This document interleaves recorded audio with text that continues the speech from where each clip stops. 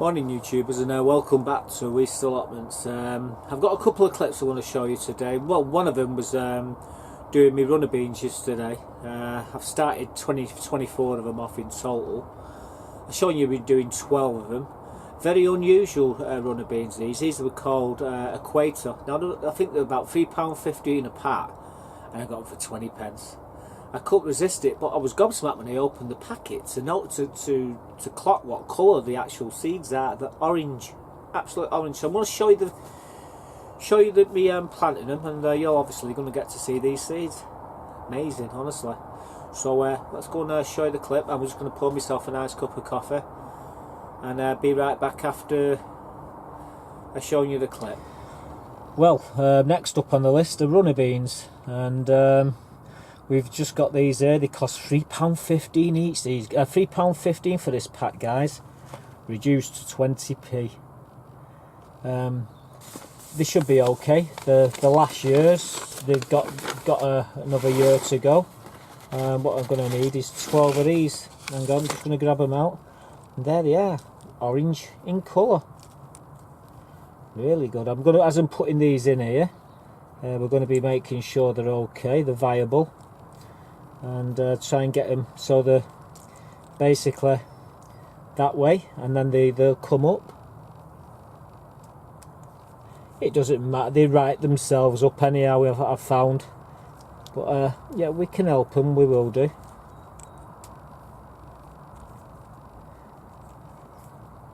Ten. There we go. Right, we got 12 there.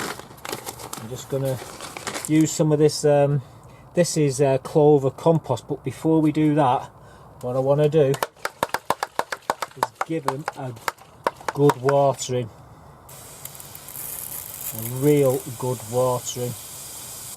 Before I even put any more soil in there, I want to soak them runner beans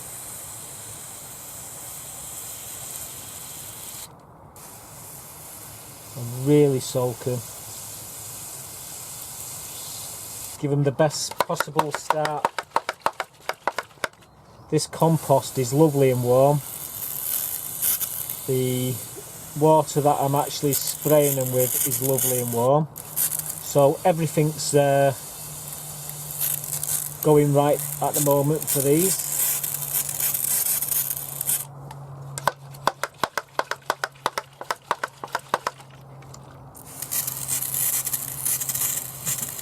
Perfect conditions. One needs to be pushed down, there we go.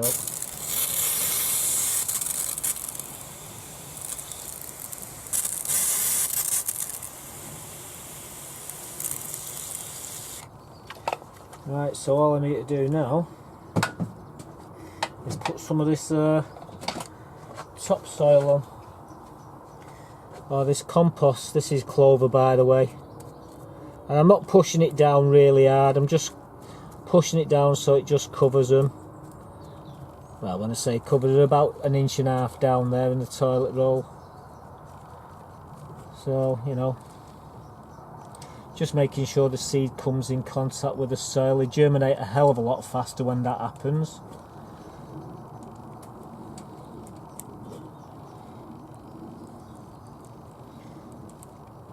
Yeah, they're staying here now for another about another 4 or 5 weeks, and then they'll go into one of the cold frames, harden them off. Then we'll get them out probably halfway through May. So all we need to do now is give them another, right, so we push them all down. We're not putting any real pressure on these. I hope you're getting to see this, guys. I'm not really looking at the camera what I'm looking at there. Yeah, that's alright. Let's just get a bit of water out of the tap.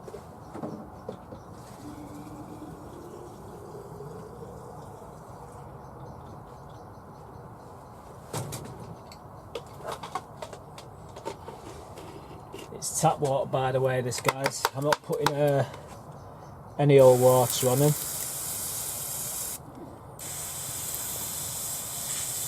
Really soaking these beans, these runner beans.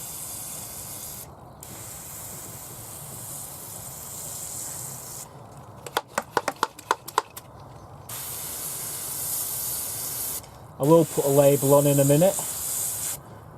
Let's say I'm going to do another 12.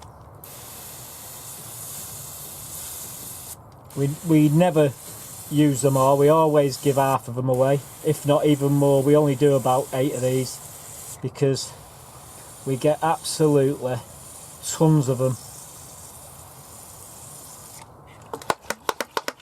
Last one. So there we go, we got the runner beans in. By the way, I forgot to mention, they're called Equator. Strange bean, orange seed, but they do taste nice. So we're going to leave them in here. They're in a blue pot and in a red pot. Obviously the red ones are going to come up first. They always, you know, red always wins.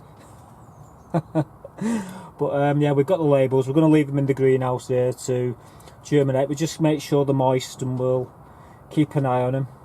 And yeah, there they are. And we'll set them up in about 6 weeks time outside when the last frost has come, and that's how much we paid for them. 20p. Can't moan at that, can you? Right, moving on. Well, there we go. Give them a good real hard soaking. It was really rock hard basically. They needed good drowning there, so that's what we give them. We're going to give them another drowning today. We're going to keep them really moist. We're going to keep them in the greenhouse here. Hopefully in about 5 weeks time they'll be about a foot tall, and we'll be able to get them out on the last frost in May, hopefully. Now I've done these before and lost them the very next day. I thought, well, we come right to the end of the frost, and I thought, okay, we'll put them out now. And then we had one more frost and it took the whole lot out. So what I will be doing is when I put them out, I'm going to put fleece around them just to protect them. I'm not going to be doing a whole load of them. I'll probably just use 6, maybe 8. I don't know. We always do more than we're ever going to use. That way, I can give them to other people. That's that's what floats my boat. And like I said, I always do extra just in case some fail. So that's the reason. Anyhow, like I say, I didn't have enough time to show you all me planting all my other seeds, and I'm not going to show you all the seeds I've planted in this one because I've done a right load of them, you see. But there's one particular vegetable which is basically, it's my Achilles heel. I struggle with it all the time. I've put three different separate seeds from 3 different varieties of this plant into the ground and not had one out. And we're talking about the humble parsnip. Yes, absolute nightmare trying to get them to germinate. We put glass on the ground, we warmed the ground up, we had water from the greenhouse which was warm. We've put, like I say, 3 rows of this stuff, 3 rows of these things in. We put sprinkled each, we put down each drill. We put 3 lots of different varieties of seeds and never one come up. Then I got to watch this YouTube video. I cannot for the life of me find the video, and I can't remember the old boy who's shown us just how to do it. But the way he did it was to chit his parsnips. So I'm going to show you a video now, a little clip how I chit my parsnips, and I'll come back here and let's talk a bit more about it. So yeah, let's go and have a look at how we chit ours. We're going to be chitting. Yeah, you heard it. We're going to be chitting these hollow crown parsnips. That's what we're going to be doing. And we're going to, when I say by chitting, what we're going to do, we're going to get some kitchen roll. We're going to put it in the base of the tray here. We need another one yet. Grab another one from here. So we've got one for the top and one for the bottom. Now what we're going to use here, this is fresh tap water, and basically we're going to give it a good drenching of water.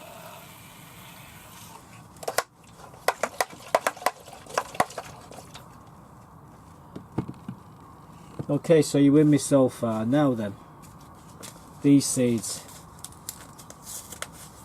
What we're going to do,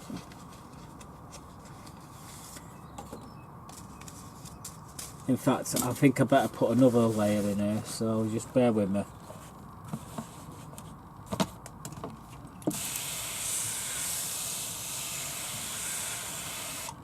Okay, right, now we're going to put a lot of these seeds in because they don't all come up. You probably get a dozen come up at the old bloody pat. And as soon as they start to do anything, what happens? You get the hospital with the sirens. Now that's what the parsnips look like, guys, and they absolutely give you hundreds because they never come up. So what we're going to do, we're going to sprinkle these round everywhere. Really going to pile these in. I mean, they're only about 60p a pack, so it's not as if they're going to cost a small fortune.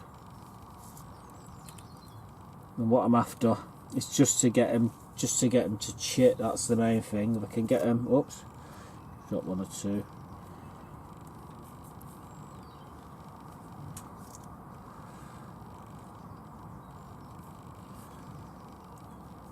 I'm going to try and get as many of these as I can done this year, because we do like parsnips.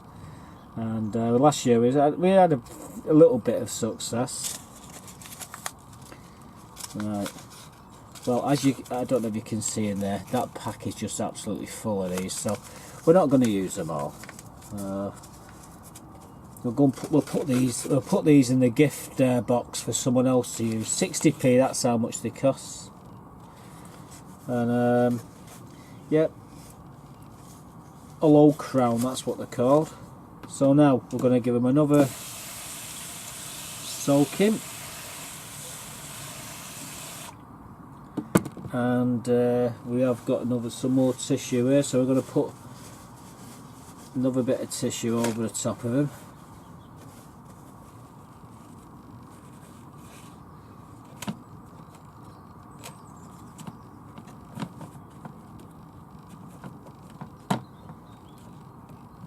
Make sure they're all pressed down. Do another bit of water.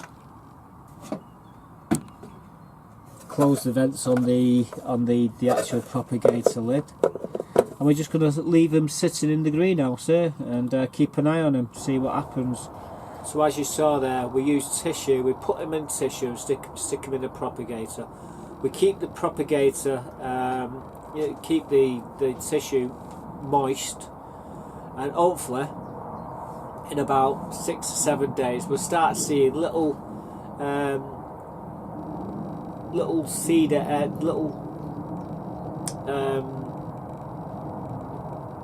what you call them? I can't think. I've got the old mind block there. But you'll see the seeds start to burst open and germinate.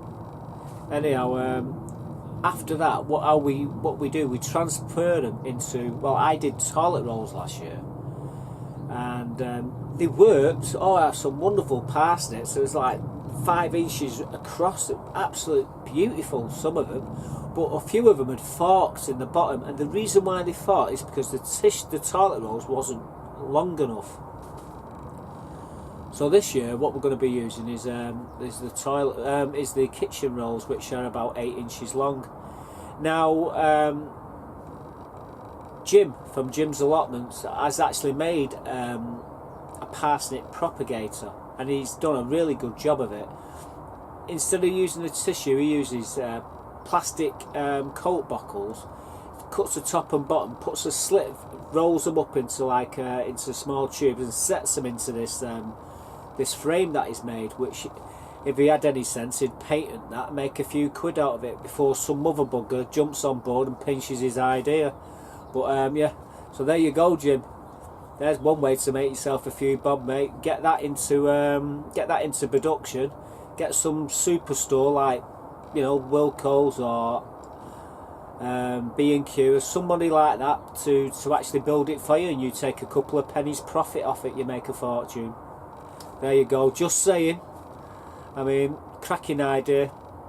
So if you want to see how he does his, pop over to his channel, and like I say, there's a couple of videos there what Jim does, and I do something similar, but I was going to make a few of these for myself. What Jim's actually, he shows you how to make them. Really very good with his hands, and they're not difficult to make, but I'm just bone idle and lazy, and it's easy for me just to put them in these kitchen rolls. I've been saving them up, so that's what we're going to do. So there we go. So that's that. I'll show you me chitting them. You've got to use a pair of tweezers to do it. You've got to be dead delicate. Oh God, it's like being one of these surgeons when you're transplanting it. But I'll show you that when we get round to doing it. So we'll show you the compost as well and all that when we get to that stage. But for now, we just got them chitting away here. Keep making sure the tissue remains moist, and hopefully we'll get some germination. Yeah, that's another thing. We caught bloody thief red-handed yesterday with this camera, stealing out of one of my hanging baskets. So I'm going to show you this bugger now. I caught him red-handed. Can't believe it. The cheek of it. So have a look at this. It's only a small clip. Red-handed I caught him.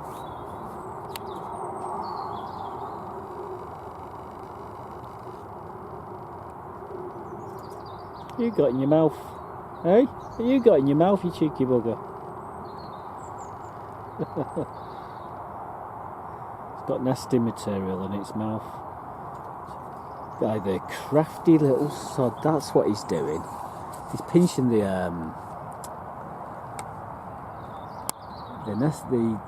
actual lining of the hanging basket. Sorry about this, I'll get the camera up.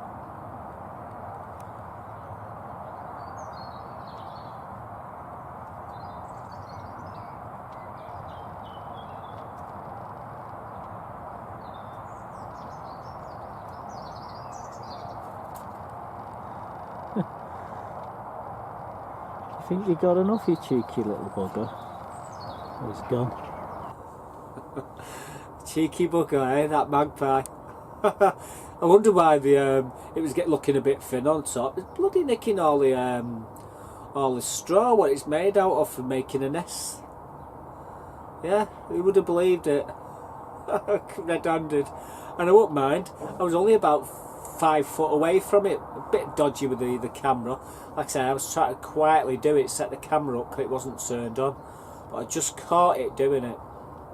Incredible, eh? Thieving bugger. Anyhow, I've got a couple more clips to show you. This clip, it's basically for Nigel. He spotted this monopod here that I've got here, and he was curious about it. And he said, "Can I have a closer look at it, Matt?" So I'm going to show him and show the rest of you just what this thing's all about. So let's go and have a look at it. Well, I think it was Muddy Boots who asked me. He says, "What's that camera, that pod you got there in your greenhouse?" He noticed this here, and all it is, this is it's an attachment which goes on an octopus system on a fishing basket. And what happens? You put like an attachment here, and you can rest you. It's basically a rod rest, but it's a telescopic one. This here pulls out and it goes in and out, right? So you got that, so it's telescopic. But the bit on the top here, now this this come off a Polaris time-lapse camera. I saw this Polaris time-lapse camera in a cash generator, and I think it was only about 10 quid, something daft like that. But it wasn't the camera that I was looking at, it was this little bracket here.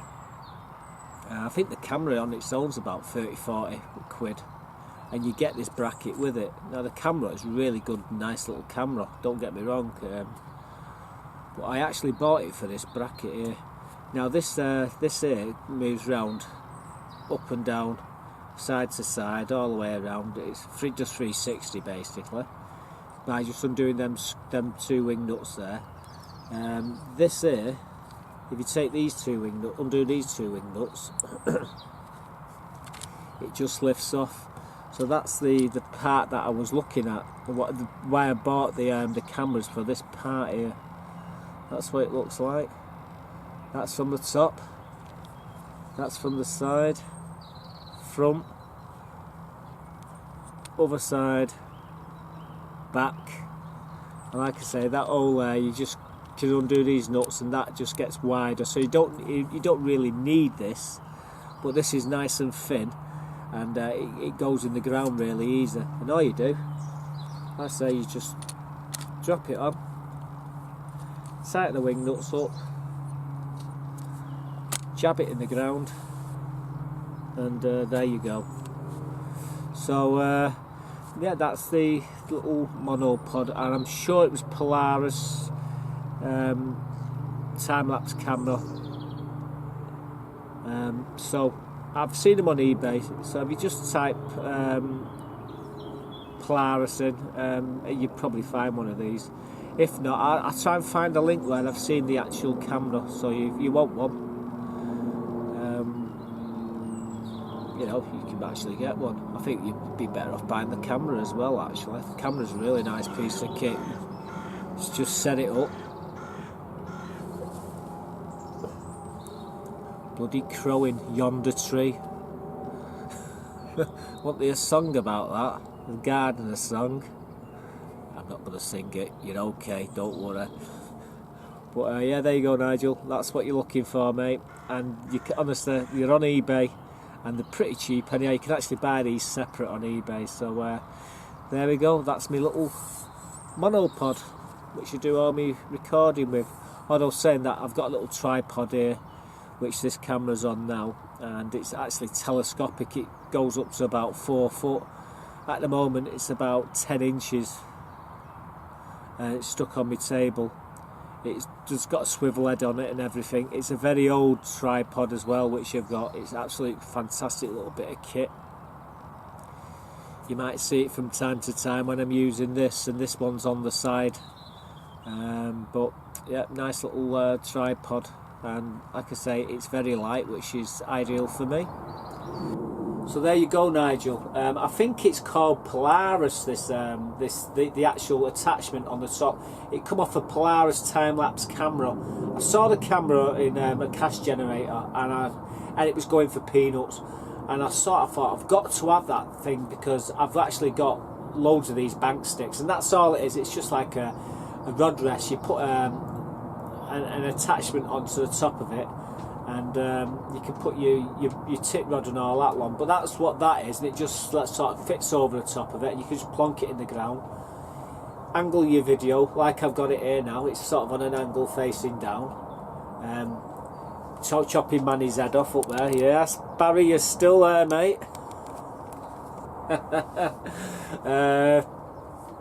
But yeah, that's what it is. It's a wicked little piece of kit, that. So there you go, Nigel. I hope you can find. If I can find the link to where I've seen them, I'll send you the link. I'll have a look later on anyhow, see what I can do for you. But yeah, that's what it is.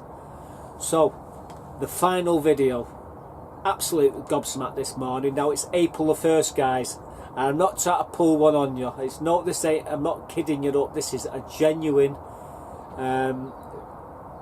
Happened this morning when I went in to get my eggs out of my nest box. Now I will tell you a bit about these hens. They are Nova Browns. They're over 2 years old. They've been fully vaccinated.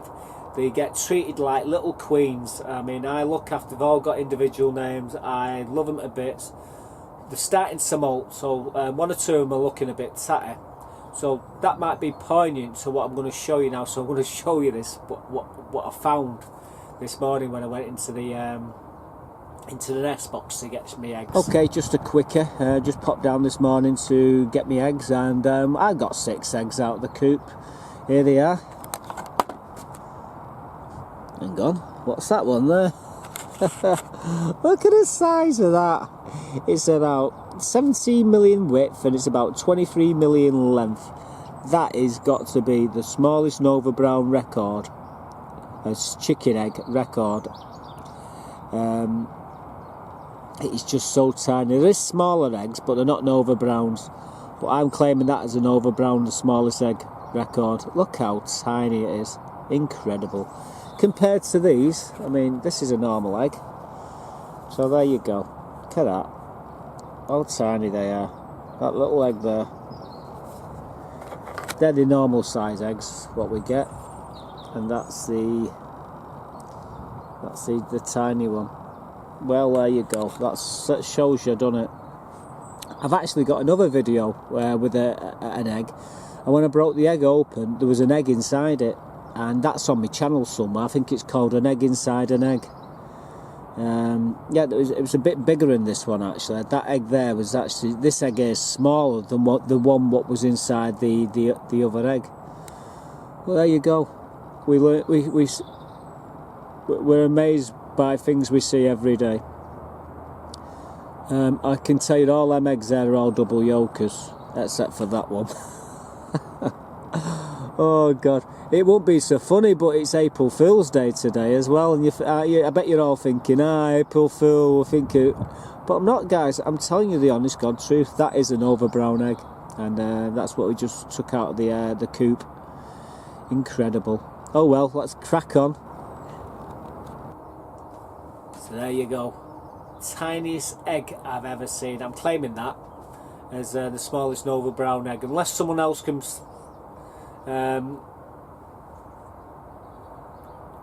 say that their egg was an Nova brown and it's smaller. I give you the measurements there. It's so tiny, it's untrue. Now, it's not the first time that I've actually found an egg, which has been very unusual. I got one of the girls' eggs, and it was last year it was, and I went home and I thought, oh, I'll have some have an egg on toast, and I broke the egg open and I thought, hey, what's going on here? And when I looked inside the egg, there was another egg inside it, stuck to the membrane at the top. I thought, wow. You didn't see me breaking the egg, but you see, I did a video. It's called An Egg Inside an Egg, and that is on my YouTube channel. I forget, it's a while ago, so you type egg inside an egg and you'll actually see this particular egg, and that egg was slightly bigger than this egg. So at that time, that Nova brown egg was probably the smallest egg at the time. But there are other eggs out there, chicken eggs, which are smaller, really, really small eggs, but they're not Nova brown. So there you go. Absolutely amazing. And it happened on April Fool's Day. I thought hey, up, am I being wild kid up here? But I'm the only one with the keys, guys. So that's it. It was just to put a couple of videos up what I missed off the last one, because the last one was a pretty doozy. It was lasted a long time. And yeah, I hope you enjoyed the clips. If you recognise that thief, get on the phone to police and give the information to them. Yeah, he's been back. I've seen it. He's been back 3 or 4 times. So what I've done is I've got some straw from where the chicken thing, and they're actually taking the straw rather than taking the material off the hanging basket now. So I'll see you all in the next one. Thanks for watching, guys. Like I say, if you want to subscribe, just down here on the right hand side is a little chicken. Give it a press, and like I say, updates will be coming thick and fast now the season's got underway. We've got lots to do and lots of ideas to continue these videos, so it's never going to get boring. Okay, thanks for watching. See you again. Bye bye.